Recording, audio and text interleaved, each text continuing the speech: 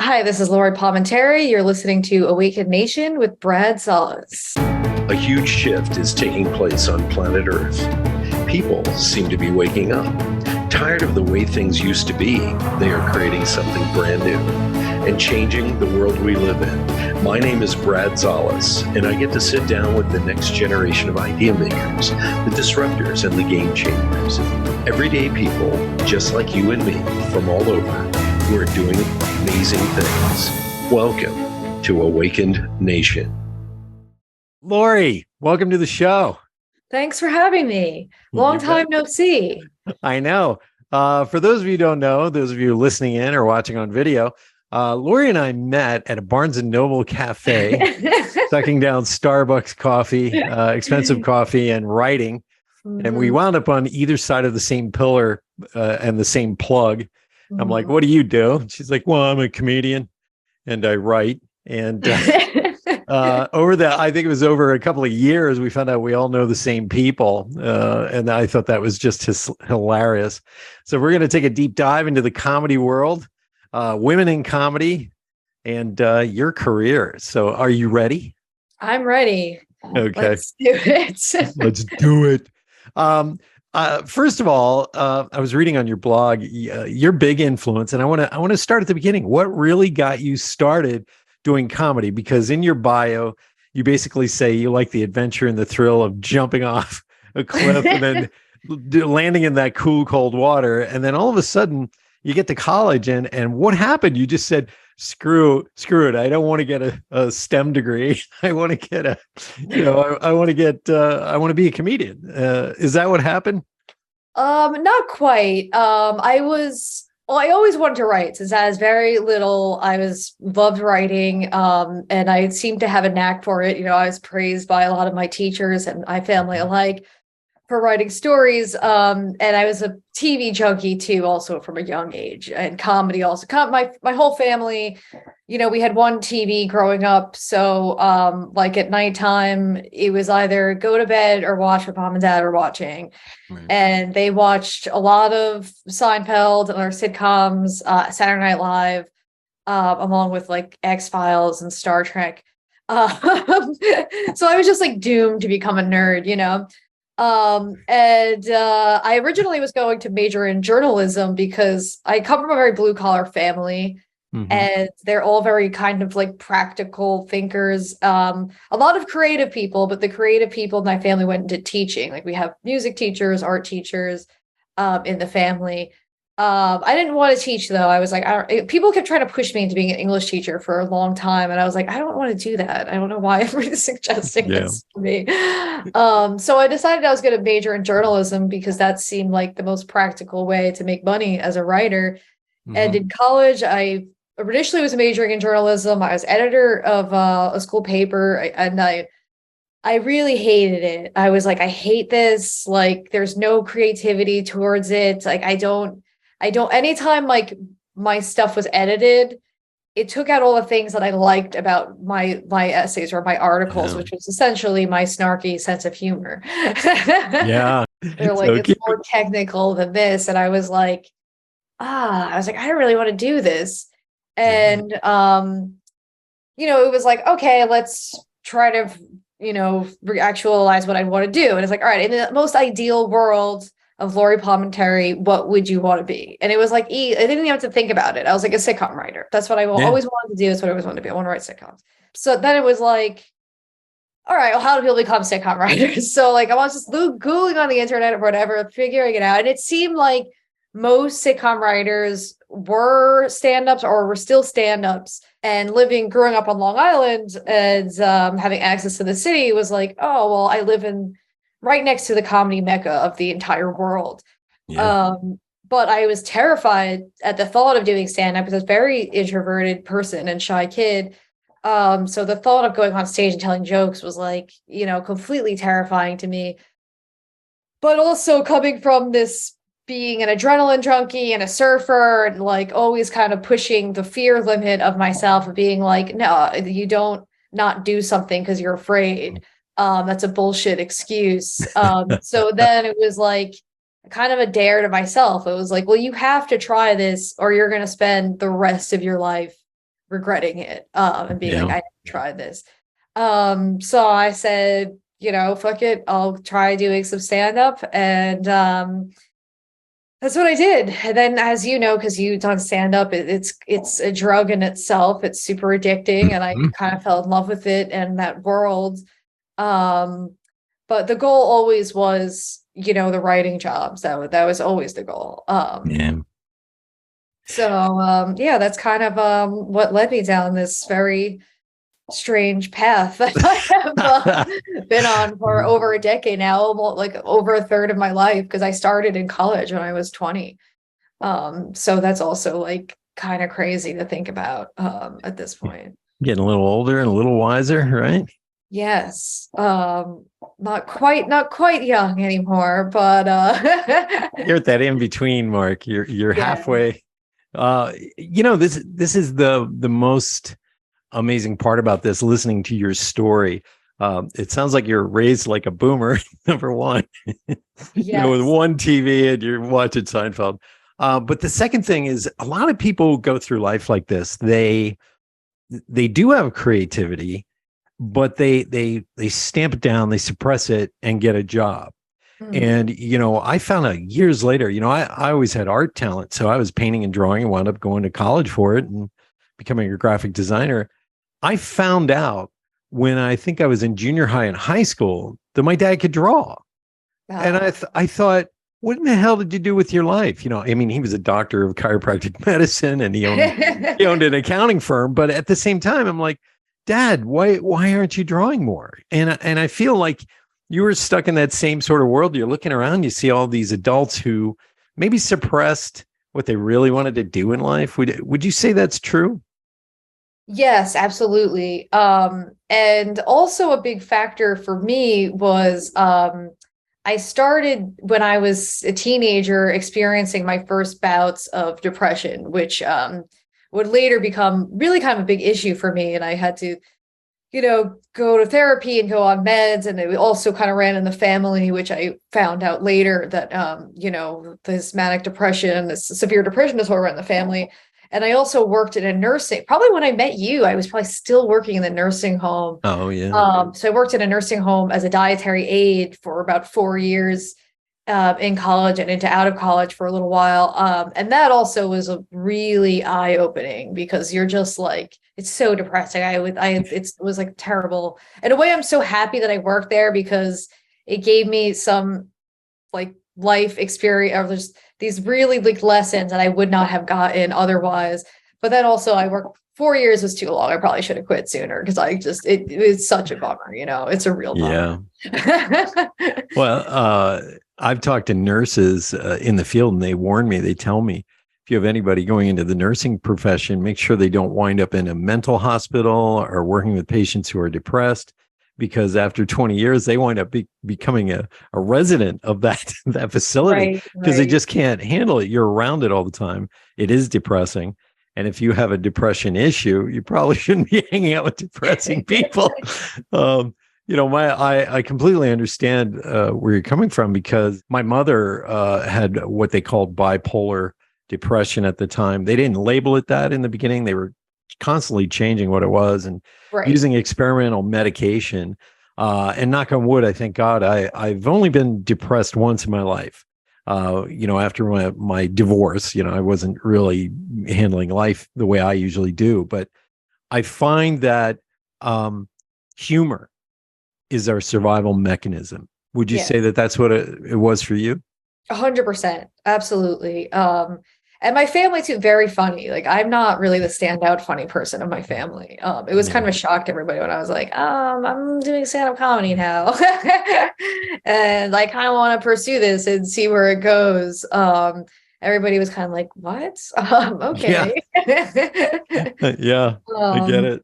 But my family, luckily, is always been very supportive. I didn't really have that backlash from my family that a lot of comics have. They were always worried because nobody really in my family pursued an art as a career. And everybody knows that it's kind of like a parent's worst nightmare that your kid becomes an artist, because if the failure rate is so much higher than the success rate. Yeah.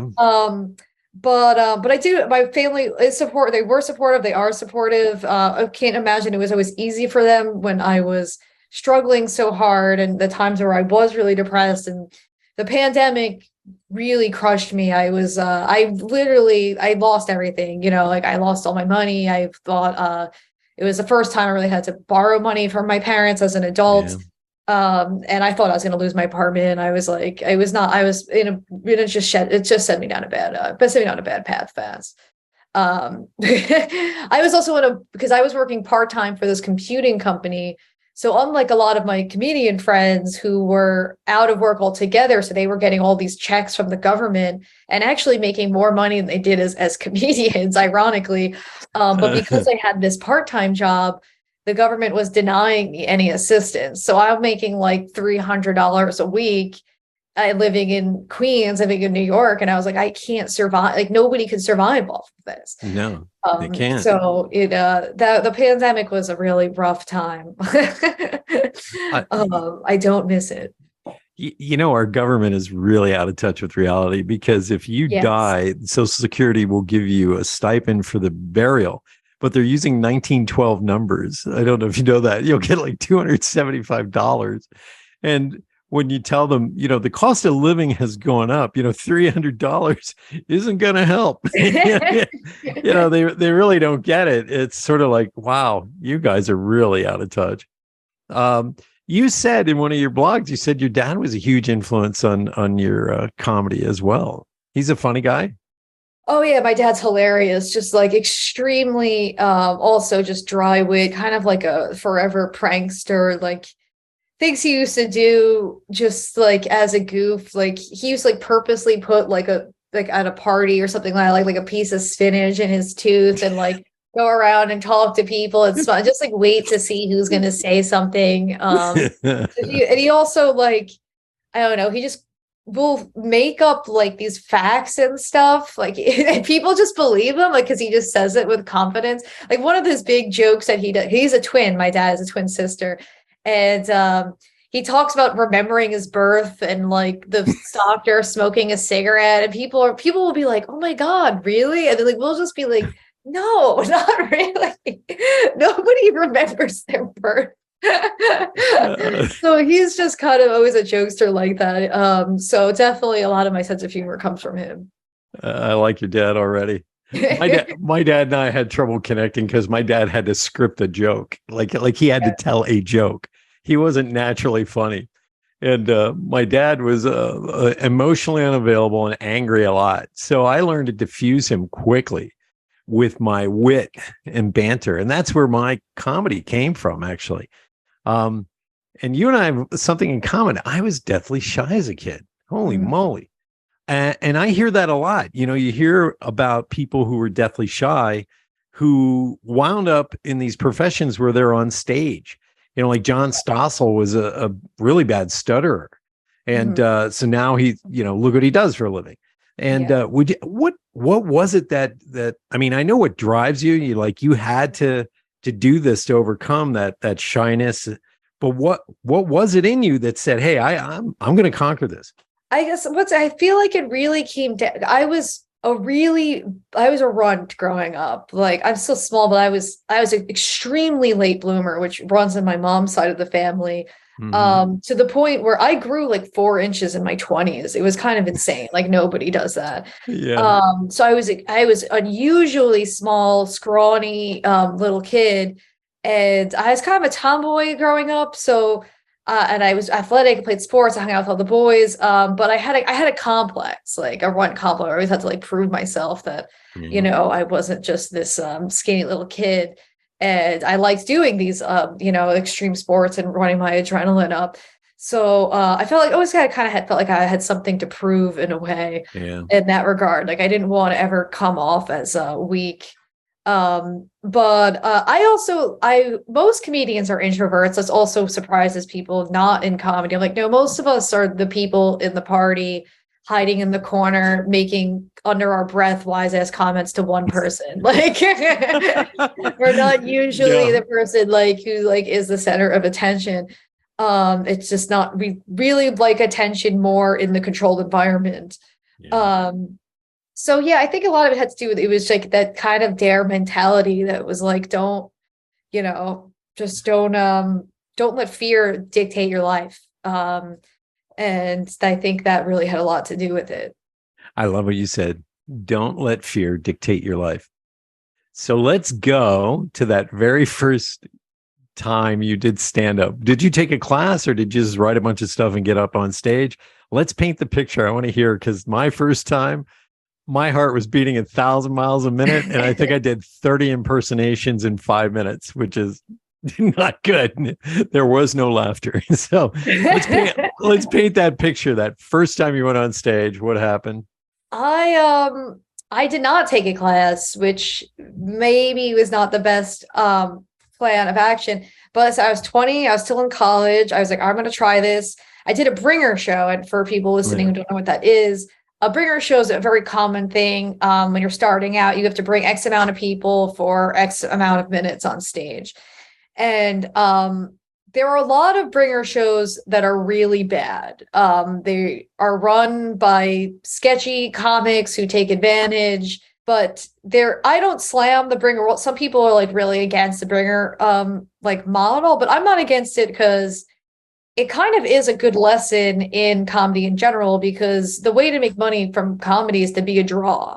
So ultimately you want to build an audience and draw your own audience. So really the whole business is a bringer. Yeah.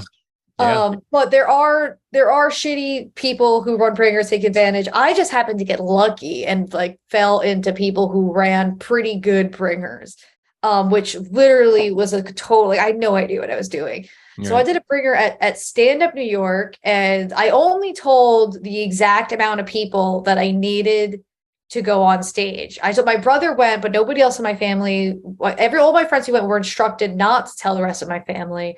And I had some friends go, and I actually had a very good first time experience. I got laughs. I did well. And thankfully, because if I had bombed, I don't know that I ever would have went back on stage again. I got like that little rush, and I was like, oh, maybe this is something that I can do, that I would be good at if I did it more. But unlike a lot of new comics, I didn't think I had any shot at a career in it. I always looked at, I watched a lot of stand-up comedy, and I just looked at those guys as like just geniuses. I was like, oh, this is not something. I didn't have that ego going into it that I was like, oh no, I'm going to, be on the Tonight Show in like a few years or whatever. I was just like, I don't know, I want to try this and see where it goes. I didn't really have any expectations. Wow. When I started, I didn't realize what was going on, but I was doing bringer shows with headliners who, would make the draw better. But I was on stage with Jim Gaffigan and Tom Shalhoub. I mean, this is like bizarre. Yeah. So I was like, Tom, I had him do a couple of my shows, because you eventually wind up producing a couple of your own shows to make a little money and stuff. So it was at the New York Comedy Club. I had Tom Shalhoub as the headliner. And that was back when he was doing sort of like this mating documentary. We'd play a video, like a cassette, and then mouth the words on stage like, there you see the North American male, trying to get a woman. And it brought the house down. But people don't realize when you are starting out, it really is, you can bitch about it, but it's the way it is. You just got to bring people. I was lucky enough, I took a class at Stand Up New York with Tim Davis, and my first set was okay. I mean, my heart was pounding a mile a minute, but I came back in, I worked at it, I kept doing bringer shows, and 3 months later, Tim saw me. He managed Stand Up New York, and he goes, "Oh my God, that was great! You've gotten so much better." I was like, "Okay, all right, let's keep going." And eventually, Lisa Lampanelli saw me one night, and she goes, "Hey, you're going to drive me to gigs," because I had a car in the city. Mm-hmm. And so I used to open for Lisa Lampanelli. I opened for Tom Rhodes, and let's talk about that. When you start to really feel like you're becoming maybe a middle success. Did that start to happen with you, where people started to notice what you were doing and just kind of went, hey, I like what you're doing. We're doing a show next week, or something like that? Yes, absolutely. And kind of it's kind of like what you said about realizing that you're getting better. And I'm probably the best way I could use the analogy that is with sports. And academics too. I was a really good student, but I had to study hard for it. And I played sports, so it was like, of some of my early mentors were like, you have to do a ton of open mics, and that's the gym. You're doing your reps. And I could slowly but surely notice myself getting better. And then also having comedians that I admired being like, oh, you're getting better. And then eventually, people asking you to do your shows, or once again, I also had a car, so people asking you to open for them and such. So when you feel your progress and when other people notice it, that feels really good. And then you're like, okay, like this is a slow, this is going to be a slow path, but it's, very extremely gratifying when and you feel it too, when you go on stage, you have more confidence, your bits get honed, and you start doing better, you start getting more laughs and stuff. Because even when I first started doing like quote unquote real shows, I was not good because I was very much a joke writer. I always had pretty good jokes because I understood joke writing just naturally from my family and from watching a ton of stand-up, and from also being a good writer from the start. I was always a good joker, but I went on stage like a robot and just told one-liners. I had no natural performing ability. Yeah, you went to the Steven Wright school of yes of delivery. Great Steven Wright story. If you want me to yes, please. Just, divert a little bit. I opened for Louis C.K. some years ago, and I'm in the green room, and Louie comes back with Steven Wright, and Louie's like, hey, and I had met Louie before, so I think he remembered me. And he's like, this is my friend Steven, as if like I didn't know who it was, and right. Like, shit, like, see, and I'm like more impressed and like worried about Steven Wright being there than Louis C.K., but like both of them are like, just huge people in comedy. Yeah. And I'm like sitting there in my notebook, and Steven Wright's kind of a germaphobe, doesn't want you like shake anybody's hand or anything. So I'm like, oh, okay. And I had gone up and done my set, and him and Louie were just going over their notes or whatever. And I come off, had an amazing set because anytime you open for somebody, like Louis C.K. or open for like Colin Quinn, Gary Goldman, anybody who has a really good comedy audience that's savvy, it's like, it's easy, it's like, they're ready for jokes. They like smart jokes. So I had really great sets. So I'm really proud of myself. And then Louis goes on stage and does like an hour, whatever he does. And Steven went out and watched Louis' set. And then when he comes back, we had the second show, and he's like, oh, I'm going to watch your set for the second show. And I'm like, okay, cool. Like, oh my God, Steven Wright watching my set. So I go on stage again, do my thing. And then I come back and I'm in the green room, and Steven Wright comes back to the green room, and he's like, you have really good jokes. And I'm like, oh, thank you. Like, I really appreciate that. And then he starts rattling off my punchlines back to me, and he's like, oh, this is a great joke. And then he's like, oh, this is a great joke. And I was just like floating off of my chair at this point, and I was like, wow, Steven Wright, arguably the best joke writer ever, is sitting here and complimenting me. And that moment kept me going in many times where I just wanted to quit when things weren't going good. And I was like, I'm quitting. I fucking hate this.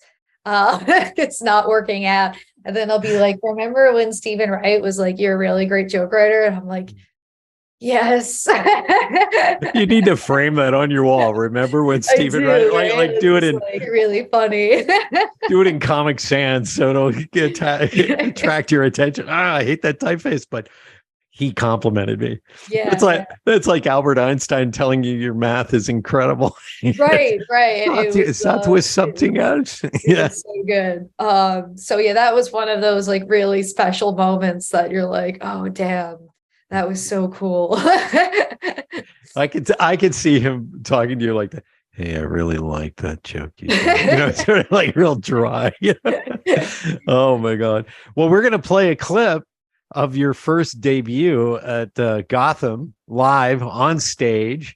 And you get introduced by Sinbad. So here we go. Roll the tape. This is her TV debut, Lori Palminteri. Lori.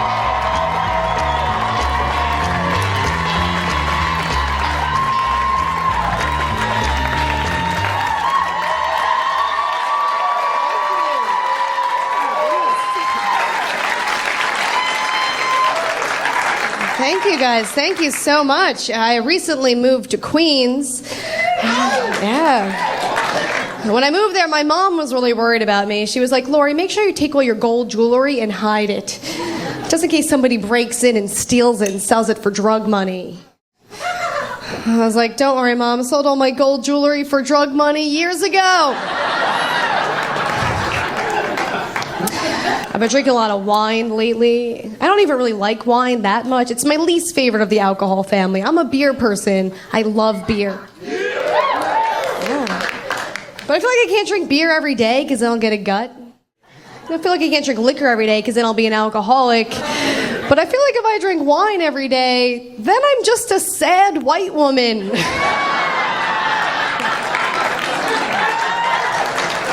It's not so bad.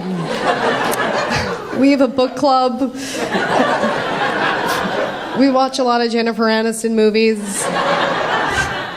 As I know it's really cliche to say that the next generation is going to be the worst generation, but I am pretty sure that the next generation is going to be the worst generation. And I'm not defending people my age either. We are a shitty group.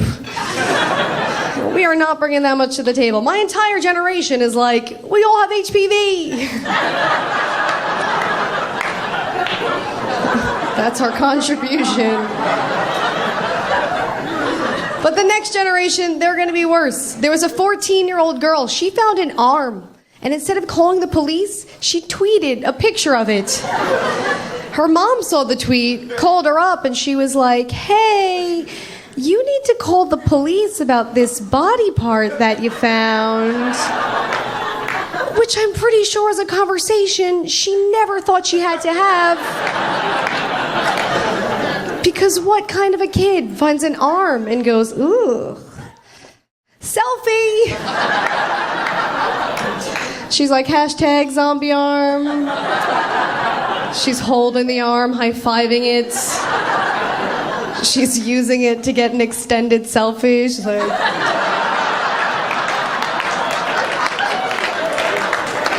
Thank you, guys. My name is Lori Palminteri.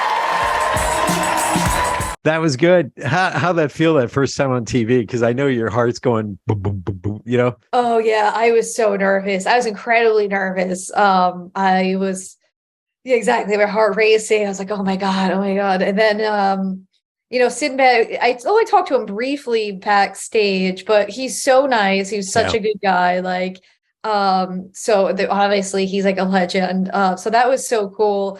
And, he gives me a big hug going on stage, which was awesome. Then I do my jokes. And afterward, once again, he was like just super complimentary to me.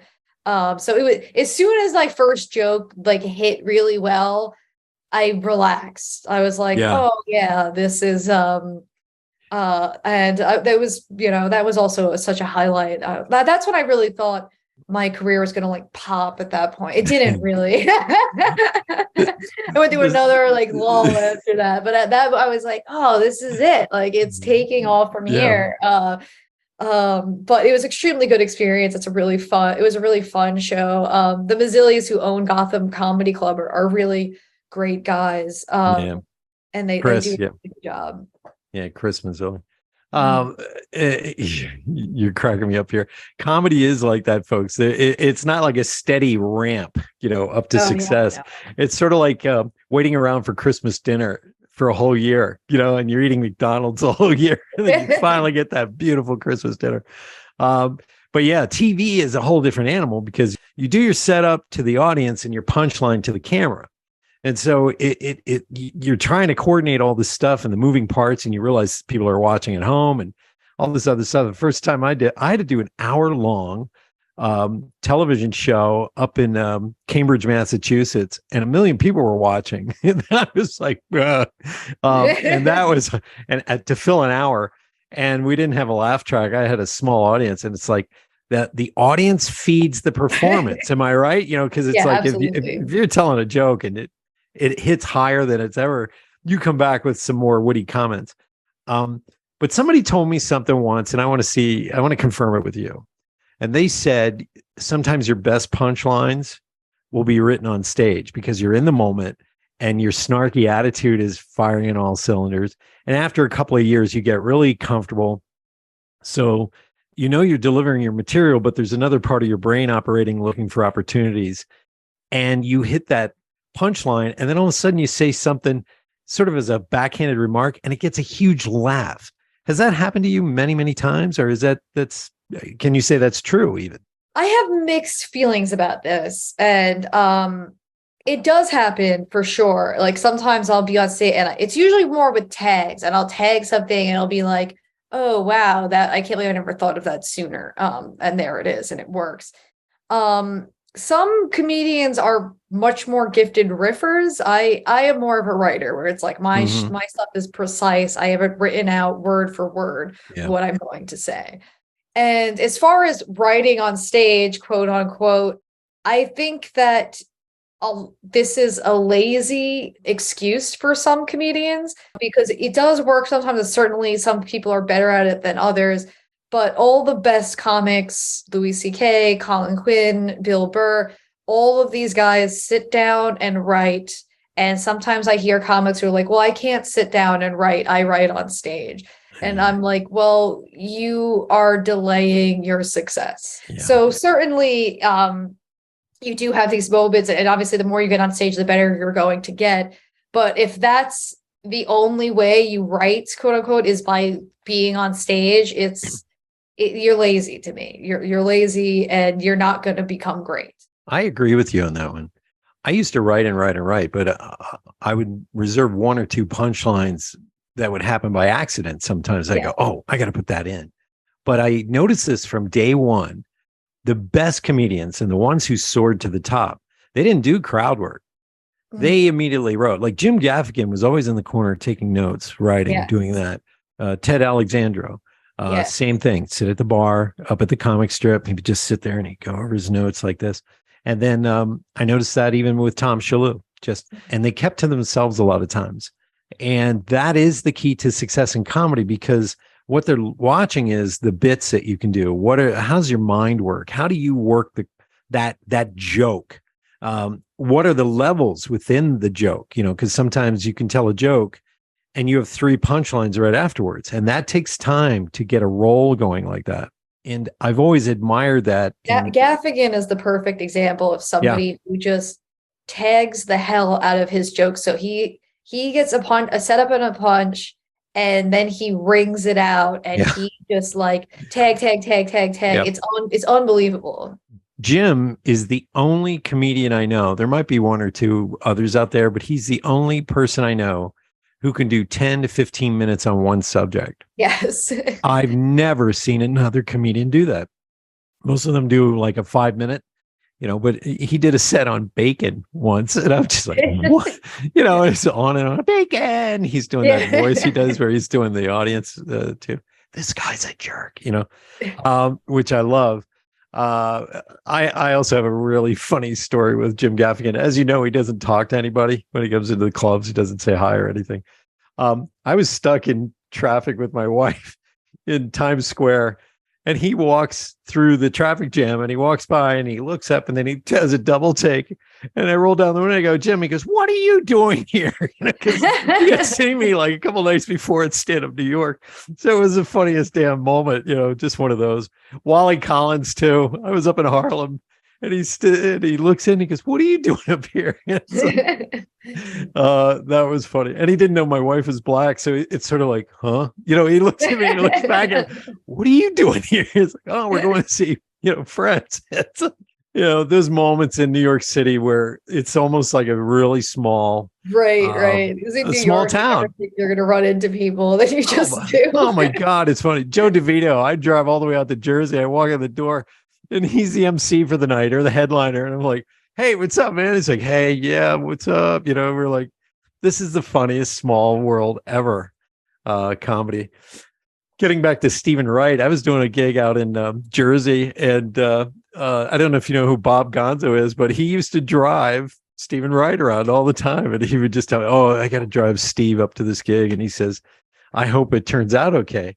And we're like, "But you're Steven Wright," and he goes, "No, you don't understand. Maybe 8% of the population gets my humor." Yes. It's like that guy not only knows his set, he knows his audience, which is important. Well, Steven Wright also is maybe the only comedian who probably plays better on TV than live. Almost everybody plays better live than on TV. And Steven Wright might be the only exception to that rule, where like he's just so perfect for television. You know who else was like that? And I got a chance to meet him. Mitch Hedberg. Yeah, well, yeah, because he also those type of one-liners. He wrote and wrote and wrote. My girlfriend and I crack up constantly. I send her little snippets from his stuff.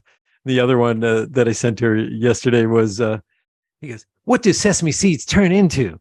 We don't know because we never give them a chance." Because they're on the buns, they're on everything. I'm like, this guy is sitting around. Probably smoking a blunt and thinking of these ideas and going, "Wait, this could truly be funny." That's incredible. I want to ask you a little bit about women in comedy. You seem to be taking it, the bull by the horns and taking it to this other level. And I love your style of comedy. I don't know if it's a mixture of you're being raised like a boomer and also being a millennial, being a surfer, being somebody who has a very unique take on the world. I've always admired your sort of snarky, which is a substitute for smartass kind of way of looking at the world. And let's talk about that. Women in comedy, we recently saw Roseanne Barr start making a comeback after being canceled. We're scheduled to have Rita Rudner on the show at some point. But like Gina Brion is a good friend of mine. We used to have a writing circle when we were working together. I just see the women are now coming into their own in a different way than, let's say, from back in the day when I was a kid. The women comics had a very specific set. They bitched about their husbands. They talked about not wanting sex. There was this sort of package deal, and you are breaking the mold. And I love that about you. What drives you? Is it to be better at this craft, or what is it? I kind of resent when people are like, "Oh, it's harder being a woman in comedy." Because it's just hard for everybody. It's an extremely difficult thing to pursue.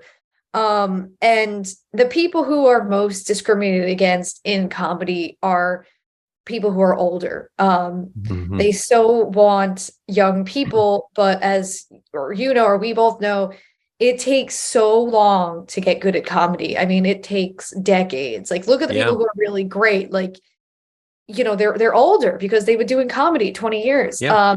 And that's where being a woman, I think, is at your art at different disadvantage, because the industry does want their women younger than their men. And that's not only true for comedy, it's true for anything in the arts, or performing arts. I personally never, like, dirty comedy is not my thing. And obviously you see a giant, there were a huge surge of dirty comedians, female comics, Amy Schumer, Nikki Glaser, some of these people who just like really talk about sex a lot. And I talk about sex a little bit, but I'm not a filthy comic. It's not who I am. And I'm not against it. Certainly it's obviously has its place. And also I talk a lot about dating and my failures, in romance. But I also never wanted to be that female comic that's like, "Oh, woe is me." Like, I'm like, no, I blame myself a lot, and I'm self-depreciating. I'm like, no, know that I'm half the problem here. I can't really fully blame men. I can sometimes blame men for being pieces of shit. Trust me, I got stories, but sometimes I'm like, oh no, I've been the problem too. Sometimes I have strong self-awareness. So I just never wanted to be kind of labeled as a female comic. I just wanted to be a comic. I really resented any host who brought me on stage as like the next comedian coming on stage. I always wanted to like throw a drink at their head and just be like, don't do that. Like, just say the next comic. Like, I'm not, oh, this person has a vagina and they tell jokes and everybody's supposed to be like odd about this. But there is a stigma that women aren't funny still, which is wild to me that people still think this. And honestly, I get it more from women than men, that women aren't funny. And which is really interesting. I've had so many, hundreds of times after shows, women coming up to me and saying how funny I was and how they don't think women are funny. And I'm just like, what? Like, I understand you're complimenting me, but like, just that attitude is like you feel it too. You feel it when you're going on stage, when you walk on stage and some people just like immediately cross their arms and they're like, oh, this person's not going to be funny. Like, and that's an extra challenge to bypass as opposed to like a dude who quote unquote looks like a comic, whatever that even means to people, you know? And this is more of a New York or Northeast attitude in general, where people are like, it's almost like a challenge. They're like, make me laugh, funny woman. And it's like, dude, you came to a comedy club. Like, why does this have to be an arm wrestle? Like, just listen to what I have to say. So you could feel that sometimes. And also something I tell younger female comics or newer female comics, not necessarily younger, especially ones that, you know, maybe are very attractive and they have good figures and stuff. Because I'll see some newer female comics go on stage and they have a low cut blouse on or something like that. And I'll be like, look, you know, you're beautiful. Like, let's put that aside for a second. But it's distracting and you don't want to distract your audience until you're good enough to, you know, sell that. Like somebody like Rachel Feinstein is very beautiful and she usually dresses really feminine on stage. But Rachel is a solid pro. She's been doing it for a long time.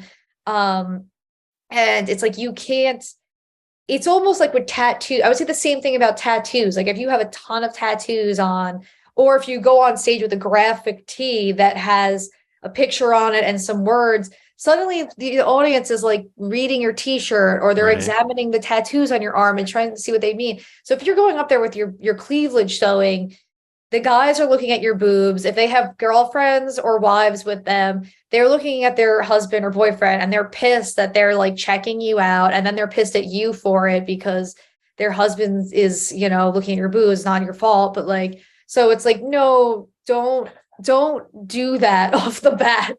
Right. Not how you want to win over this audience immediately until you are, you know, a pretty solid comic. Yeah, I've often wondered, I think it started with Jerry Lewis. He was the guy who sat there and said, women aren't funny or whatever. But look at the amount of women who've been super successful. Paula Poundstone, I love watching her. Great, absolutely great. You know, it reminds me of, you know, the Marvel comics when they're talking about, you know, black superheroes. We need more black superheroes. And it's like, I agree, but I was there opening day when Blade was in the theater. Where were you, man? You know, it's like, and it's the same with women comedians. It's like, they're there, but you're not, it doesn't seem like you're focusing on them. And there are less women in comedy though, in general. There just are. I'm oftentimes the only girl in a green room, only girl on a show. And I read this article years ago and I wish that I saved it. It wasn't about comedy specifically. It was about how men are more persistent career-wise than women. And the reason being is school often comes easier to girls because they're better at focusing than guys. Because guys, they start to get their testosterone and they're more fidgety or whatever. Squirrel. So, and are far exceeding men in college. Like it's not even close. But men are still more successful in the workforce. And some of this has to do with family stuff, right? You have kids and you're like, you know what, this is more important to me than my career is my kids. So you know that your career becomes your back burner. And there's absolutely 100% nothing wrong with that. In a way, I think that is a very good thing. But as far as the persistence things go, and the same with dating, like, guys are just more likely to keep asking and getting rejected. Whereas a woman, when they get rejected, they're less likely to keep going. They just go, ah. Yeah. And it's just kind of because we had more early success in school, whereas guys, they'll get B's and C's and they have to keep being told to try harder. Or when it comes to dating, they have to keep trying harder. So women are more likely to cave to rejection. And I think that that is extremely valid. And I think that's extremely valid in comedy, which is mostly rejection. Yeah. And I don't really know how to curb that myself, but I think that there really is something to that. As you're talking, I keep thinking, men are naturally hunters. Not all men, but I'm saying that's sort of this aggressive. I'm going to kill. I'm going to do this, and we are encouraged, maybe through society or just our peer group, to be a smartass. I was always rewarded for having great punchlines in high school. I'm in the drum line and I'm making smartass comments. Whereas when a woman does it, it's so rare, and I find it refreshing. But some people are like, "Wow, how dare she? Who does she think she is?" It's like the 1800s, and we're gunslingers. Are like, we need to lynch her, or something, because she has an opinion. She has this point of view. And I've always liked a woman with a really great sense of humor. We had this one girl her name is Lauren at work, and she was such a smart ass. And we were just like, Lauren, come sit with us, because she was just so great. She would make smart ass comments about her husband. She would always be a little snarky. And she was also Korean and very stunning and beautiful. So this juxtaposed with it, like you were talking about being attractive and telling the jokes, it was just incredibly refreshing. And I don't know why more people don't see that. When it happens, it's a wonderful moment where I think a woman is embracing her masculine energy. That's what it is. Right. And a lot of people would argue that I have a lot of masculine energy. Absolutely. Most of my friends then and now have always been guys. I always kind of had always kind of felt like Elaine Pennis and Seinfeld, in the sense where I was just always kind of one of the guys, and that's how they're treated. And they were brutal to me. They still are brutal to me, in the sense that they just quit me all the time. And I'm like, oh, God damn it. Well, my girlfriend's the same way. She works on the car. Okay. And I sit back and cook, and I have a black belt in jujitsu, so I'm comfortable with my masculinity. But the funniest thing is, I don't know if this is our karma as funny people, comedians, whatever, but I will crack a joke and she'll just look at me like, I don't get it, and I have to explain the joke every time. It's like, I swear to God, it's my karma. It's the funniest thing. So who have you opened for that you really, really admire, and you just are like, I can't believe I'm opening? You were talking about Louis C.K. and meeting Steven Wright, but who else have you opened for? Colin Quinn is probably the top person. I think Colin is at a George Carlin level right now. He's completely brilliant. He's a new one-man show off Broadway, Small Talk. It's amazing, and I recommend anybody to see it, or go watch one of his previous ones, Long Story Short or New York Story, Unconstitutional. They're all totally brilliant. He's the nicest guy ever. And I call him sometimes for advice, or when I'm working on a screenplay, and ask him questions about stuff. And Colin's is beloved in the comedy community.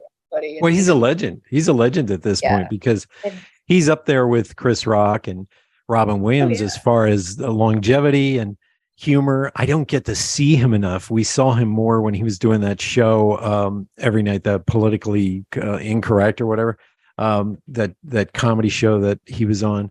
But this is something I've noticed. New York comedians have a very different edginess, punchline, and the way they view the world. It's almost like karate compared to Aikido, where they strike hard with the punchline. And when you see a West Coast comic, you just kind of go, oh, they're from the West Coast, Dane Cook. And I like Dane Cook. Okay. I think he's very funny, but all his stuff was like, this is what a snake does when a snake does what a snake does. And then he acts like a snake. And I was like, how is that funny? Whereas Colin Quinn will come out and go, and he'll just lay it on the line. I'm from Brooklyn. We don't mess with that crap, and you're just like, wow, big difference. Have you noticed that as well? Yes, absolutely. And I just think some of that has the Northeast in general. We're just more sarcastic and biting, and not I don't even just mean comedy. I mean, just the regular people. I dated a guy who is not from the Northeast, and he just loved how mean we were all the time. That's a misinterpretation so to each other. I don't know. It's just how I was raised. That's a total misrepresentation. My girlfriend's from California, and when we were hanging out, we were in Vegas, and I would get pissed, and I go, "Hey, what the fuck are you doing?" Especially if a guy's treating his girl wrong. They're getting in an argument in the street. And she's like, "You need to calm down." I said, "Like hell. I lived in New York City for 35 years. I ain't calming down." Okay. Right. And it's just this no BS, no BS. I don't got time for this. I remember going to, this was the one thing I was afraid I wouldn't find in Las Vegas. And that was a nice Jewish deli. Well, I found one a mile from my house, Weiss's Deli. So I get down there one day and I'm standing out in the courtyard waiting for my food. And I look out and there's 3 or 4 guys standing there. They look like they might have been Italian, but you could tell immediately they were New Yorkers. And here's the conversation. "Hey, that fucking car is nice, man. Yeah, but the parking place, look, he got a sweet ass parking spot," and they're going on for 5 minutes about the car, the parking spot, and every other word is the F-bomb. Okay. And I'm just rolling. I'm like, "You're from New York, aren't you?" You go, "How do you know that?" They're on the witness protection program and I'm not supposed to know. And you just can spot New Yorkers right away because they don't put up with crap. They're right in your face. And there's an expression running around right now, and I do believe it. The difference between West Coast and East Coast, as far as people go, is a West Coast person will be kind to your face but won't help you. Whereas a New Yorker will be, kind of nasty, but they'll help you down the stairs with your groceries and your baby. And I've seen that 100 times in New York City. A guy's on the phone doing a major deal in a suit, and a girl's waiting there with the carriage to take her son down the stairs. He'll just grab it, stay on the phone call, and walk down with her. And she's like, "Thank you so much." He's like, "Hey, no problem." All right, so that's New York. The difference between the two. But let me ask you, let's switch gears a little bit. Now, you've written for the very popular now Greg Gutfeld Show. But what other shows have you written for? Because I find this fascinating, the field of the writing part of stand-up comedy. Right. So I write jokes for Gutfeld right now, which it's becoming really wildly successful, which is great. But I write for United Comedy Nations, which is a radio service, and we write bits, or I also do the radio prep, and then a bunch of FM stations across the country subscribe to it, and they use our material. So I was freelancing for them for a couple of years, and then they actually hired me at the end of 2020 to do their radio prep, which saved me from my almost living out of my car situation. So that was such a lifesaver. So that's still how I make most of my money, because I'm freelance with Gutfeld at the moment. So I do the radio prep, which is a lot of finding stories and editing them and stuff, but then I write some jokes for them as well. And writing jobs, as you know, are few and far between. They're extremely hard to come by. And the writing gigs I have now are just, I got them because somebody had recommended me. Yeah. And also I wrote all the time. So and I write screenplays too. I've pitched some screenplays, some shows and movies, but nothing has sold yet, but that's still my dream, as we had mentioned before. So I still work on that all the time, which is its own thing that's extremely difficult. Anybody who wants to be a writer, I tell them, I go, you have to write all the time. You just have to be constantly writing. I think it has to do with the discipline of writing. That's number one. And number two, when I started writing, really taking it seriously, I started taking a notepad and carrying it around all the time. Yes. Because sometimes the funniest thing will happen at the cash register, or you go to get out of your car or whatever. There are these real life moments that if you and this is the difference between a professional and an amateur. And you want to be a professional comedian, a professional writer, start writing your stuff down. And I've learned that every nuance, every piece of my life now can be something, a business story, a comedy lesson, fall down and get back up kind of story. Do you find that as well, that you start paying attention differently?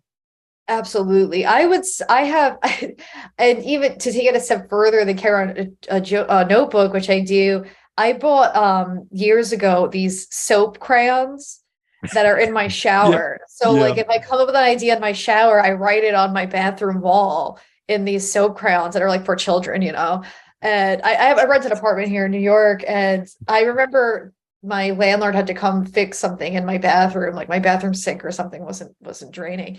And I had all these notes on my bathroom wall in this soap crown, and I had forgotten about him. And then I was like at work or something, and I was like, oh my God, they're going to my apartment today. They're just gonna, because it's not like full-blown sentences, it's just like weird stuff, like words. So I remember, and I was like, I just look like the craziest person ever. If they ever opened your notebook, they'd be like, 100%. It's like nuts. This person needs therapy. But now I suffer from something that I call joke brain, and I can't turn it off. I'm constantly looking, and sometimes inappropriately. So one of my friends, lost somebody, and I just like could not stop making jokes, not about like them dying, but just kind of like about other things. And it was not the right time or right place. I mean, she loves me and knows me, but it was like, because I was trying to cheer her up, It was just like, I can't. This is my brain works. Like it's always looking for the joke. It's just like eventually, like it's just you're not, when you're a writer, you are never really off duty in your head, which is sometimes maddening, and I have sleep problems because of it. I keep a notepad next to my desk or my bed, and sometimes I've gotten up in the middle of the night and just written a whole article, just in an hour or so, just laid out the basics for it. But oh my God, you hit a nail on the head, because when I was doing stand-up comedy, I would be at a funeral cracking jokes, and somebody yelled at me once. They're like, "How dare you? It's inappropriate." Somebody leaned in and go, "He's a comedian." She goes, "Well, that was quite funny." it's like it was funny before when you were yelling at me. I cannot help it. But it's your coping mechanism too. It's Absolutely. Your sword and your shield, and it just becomes. And I know it becomes exhausting sometimes. Some of my friends are like, "All right, stop," and I'm like, "I know, I just can't help it. I'm sorry."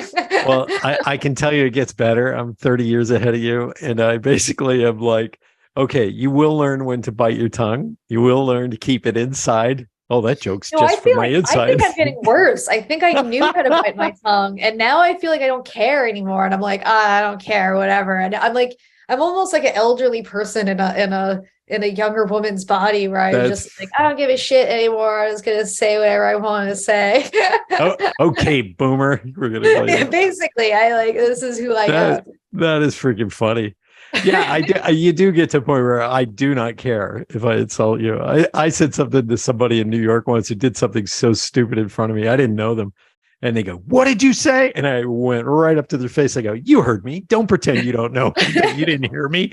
And they're like, "Oh, okay." It's like, it can be dangerous in New York these days. But you're just, I'm done. I'm done with your feelings. Okay. So yeah, that's kind of how I feel too. I'm like, I don't like, you should never really take anything I say that much to heart anyway. Like, well, why do you care what I think also? Like, who gives a shit? There you go. Hey, how do we get a hold of you? I know you got shows coming up and you're writing and you're busy, but where do we go to get your schedule and reach out to you? Sure. Actually, I probably should change this. My Twitter is at Lori Palminteri. My Instagram is at Go See Lori. And I did that because people oftentimes can't spell my last name. Me too. But your name, forget it. I think your name's working fine. Yeah. You got some tricky things in there. It's like Smith in Hungary. I hate to tell you. It's very common. Yeah. And then my website, LoriPalminteri.com. And I post shows on there. I write a blog weekly, which sometimes it's funny, sometimes it's kind of sad, kind of just depending on whatever I'm feeling really at that time. And I'm posting jokes all the time on Twitter and Facebook, Instagram. So yeah, Awesome. check it out. Drop me a line if anybody feels like it. Excellent. Well, do you have a few minutes? I like to do a lightning round where I ask some questions. Yeah. Sure. All right. We've established all these things. You're a tomboy. You like sports. You like to kick ass and take names. Is there any moment or thing that you do that you really feel like this is embracing the girl in you, really embracing it? Oh, wow, that's a good question. I'm not really I guess only recently I've gotten more into like some more self-care stuff. Getting pedicures or massages or facials and stuff. I never really like allowed myself to enjoy some of this before. And now it's like, oh, okay, let's go do this kind of things. Like this is like, you need to embrace the self-care stuff. So that I feel like, and also I'm not good at fashion. I never was, I never will be. But sometimes like my sister-in-law will give me some really nice clothes and then I'll be like, oh, like I do feel like feminine and sexy in this. And that's kind of nice sometimes. There you go. I play opposite when I ask these questions. Like I've had some really angry people on. I go, what makes you happy? And like they're stumped for like an hour, like a half an hour. They don't know what to say, Let me ask you the next question.